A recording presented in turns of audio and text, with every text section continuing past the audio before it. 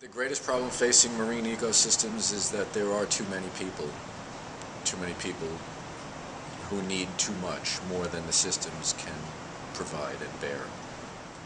Well, since the problems are caused by people, I think people can cause the solutions. At least I know how people could cause the solutions. Whether we are up to the challenge is the question. And if the answer was simple, then we would be solving these problems as they arise. The main blocking points are psychological.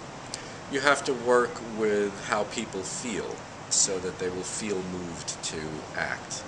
Because if you simply give them information and statistics, it should make the difference, but obviously it doesn't. And what RARE tries to do is to tap into something a little bit deeper that's driven by information and understanding, but that taps people's emotions, especially their sense of pride and their desire to be in control of their own destiny.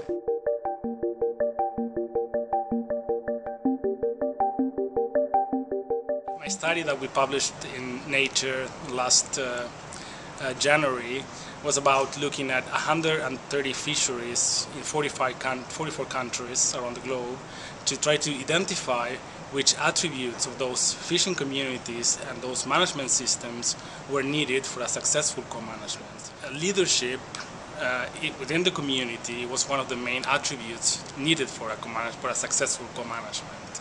And with leaders, we mean one individual or a few individuals that were really committed to the community, and they were with entrepreneurial attributes, and usually guided, or in most cases guided by collective interest and not self-benefit.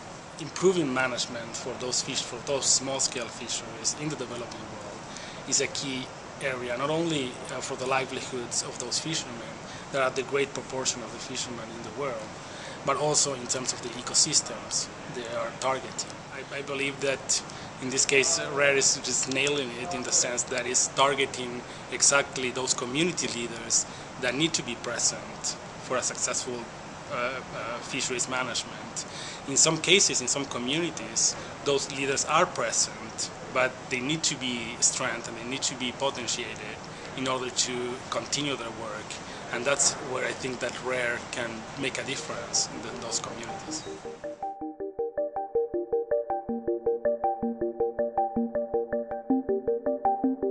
While all other donors may have that intention of really helping the community, RARE takes on the task of doing a campaign for a change in behavior and making sure that this behavior happens. RARE's biggest strength would be its Pride program, because it really hits at the heart of the community, at what the community would value, at what is important to them. And because they would value it, they're part of it, they'd love it, and that really would mean sustaining the project all throughout, not just implementing it for a month or two, a year or two, but throughout the life of the person and the community itself.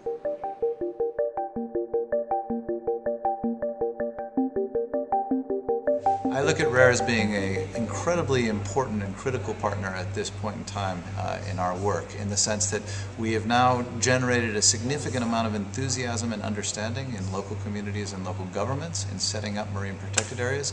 But what's really needed now is to increase that technical level of understanding about how no-take zones in particular need to function to replenish the fish stocks there. And that's something which really requires a major social marketing campaign, and that's where we see RARE's role really being incredibly important to what we're doing.